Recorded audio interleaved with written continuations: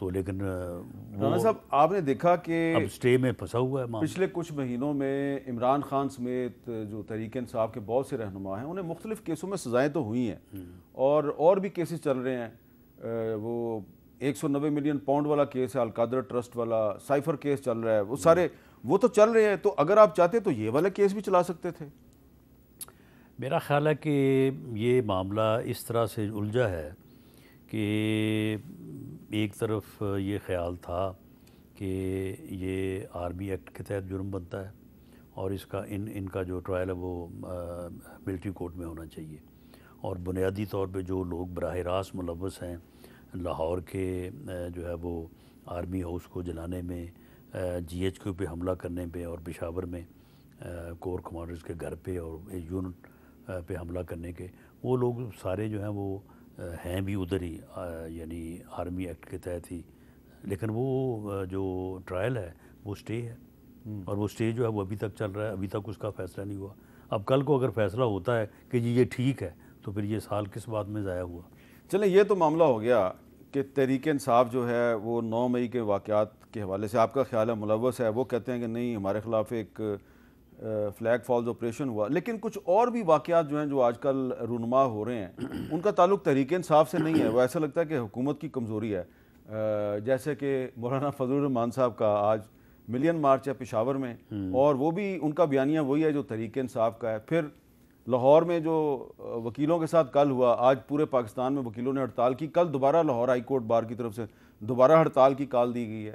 آزاد کشمیر میں بھی آج گرفتاریاں ہو گئی ہیں، اور 10 مئی کو یعنی کہ کل آزاد کشمیر میں بھی ہڑتال ہو رہی ہے. تو یہ ہر طرف جو ہے نا وہ ایسا لگتا ہے کہ ایسے واقعات رونما ہو رہے ہیں جس کا الٹیمیٹلی حکومت کو نقصان ہے اور تحریک انصاف کو فائدہ ہے. بس اس میں دیکھیں جہاں تک تو مولانا فضل الرحمان صاحب کا معاملہ ہے تو ٹھیک ہے، ان کا ایک موقف ہے، اور وہ صرف اس الیکشن میں دھاندلی یا اس الیکشن کے خلاف ہی انہوں نے مہم کا یا تحریک کا آغاز نہیں کیا. وہ 2018 کے الیکشن میں بھی انہوں نے اسی جو ہے وہ تحریک کا آغاز کیا تھا. یہ میرا خیال اتفاق ہے کہ ان کی ڈیٹ جو ہے پشاور ملین مارچ کی وہ 9 مئی آ گئی. باقی جو لاہور کا واقعہ ہوا میرا نہیں خیال کہ ایسا ہونا چاہیے تھا.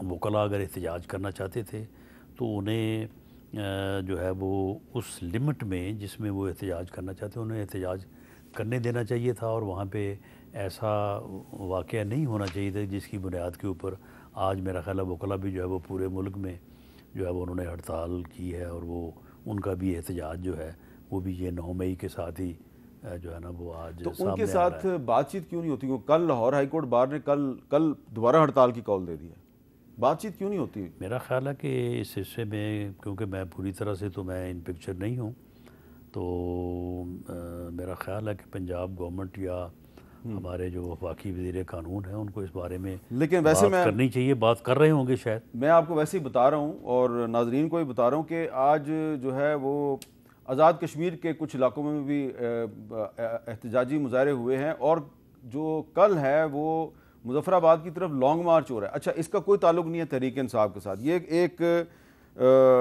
جموں کشمیر جوائنٹ عوامی ایکشن کمیٹی ہے، اور اس کا مطالبہ جو ہے اس کا کوئی سیاسی مطالبہ نہیں. وہ کیا مطالبہ کر رہے ہیں؟ وہ کہہ رہے ہیں جی منگلا ڈیم کی جو پیداواری لاگت ہے اس پہ آزاد کشمیر کے لوگوں کو ٹیکس فری بجلی دو، اور جس طرح کے گلگت بلتستان والوں کو آٹے پہ سبسڈی ملتی ہے تو ہمیں بھی وہ سبسڈی دیں. پہلے ہمارے پاس تھی وہ ہمیں اب نہیں مل رہی، اور حکمران طبقات کی جو مراعات ہیں ان کو بحال کیا جائے. تو اس پر مظفر آباد کی جو انجمن تاجران کے صدر ہیں شوکت نواز صاحب، وہ کیا کہہ رہے ہیں ذرا سنیں. آج رات 12 بجے سے پورا آزاد کشمیر بالخصوص مظفر آباد مکمل پہیہ جام اور مکمل شٹر ڈاؤن ہوگا. تمام اہلیان کشمیر سے میری یہ اپیل ہوگی کہ اپنے حق کی خاطر باہر نکلیں. اگر آج آپ باہر نہ نکلیں پھر آپ کی دیر ہو جائے گی.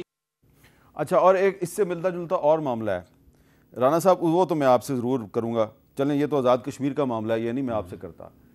پنجاب کے جو کسان ہیں ان کی جو گندم ہے وہ کوئی نہیں خرید رہا، اور خیبر پختونخوا کے چیف منسٹر نے کہا جی ہم آپ کی گندم خریدیں گے.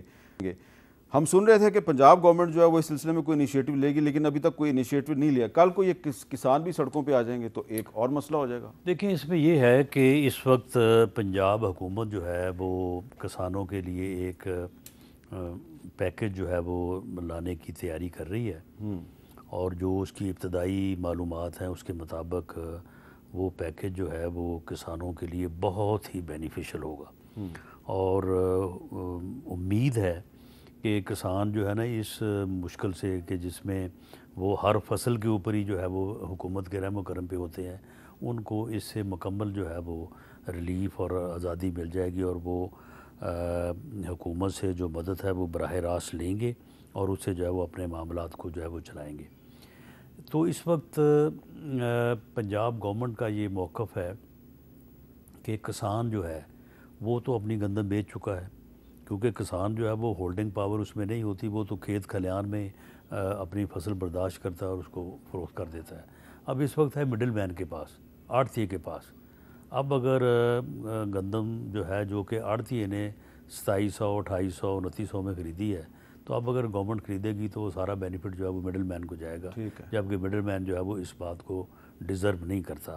تو یہی پیسے جو ہیں یہ وہ کسان پیکج میں عام کسان کے لیے جو ہے وہ خرچ کیے جائیں، نہ کہ مڈل مین کو دیے جائیں.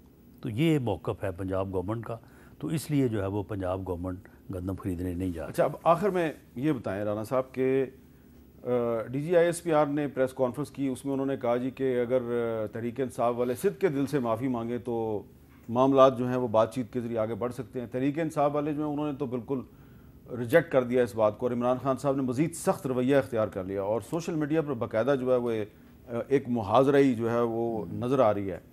یہ جو ایک کنفنٹریشن ہے، ایک محاذرہ ہے، بلکہ کھلم کھلا جنگ شروع ہو گیا ہے ایک پولیٹیکل پارٹی اور افواج پاکستان کے درمیان. ٹھیک ہے، تحریک انصاف آپ کی سیاسی مخالف ہے، لیکن یہ بطور ایک پاکستانی یہ آپ سوچتے ہیں کہ ہم کدھر جا رہے ہیں؟ دیکھیں، بطور پاکستانی بھی اور ایک سیاسی کارکن کے طور پہ بھی یہ محاذرے پچھلے 10 سال سے جاری ہے. 2014 کے دھرنوں سے لے کے آج 2024 ہے. یہ بندہ اسی بات کے اوپر ہے کہ میں نہ کسی سے بات کروں گا، نہ میں کسی کے ساتھ بیٹھوں گا، نہ میں کسی کو مانوں گا، میں کسی کو نہیں چھوڑوں گا. یہی اس نے 14 سے لے کے 18 تک کیا ہے.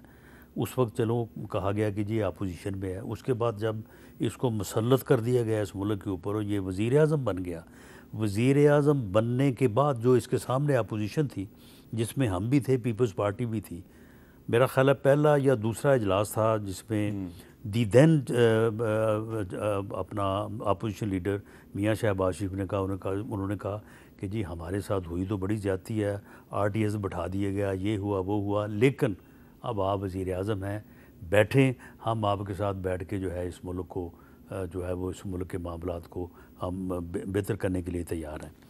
اور یہ بات بڑی مشہور ہوئی تھی. بلاول بھٹو زرداری نے کہا عمران خان قدم بڑھاؤ، ہم تمہارے ساتھ ہیں.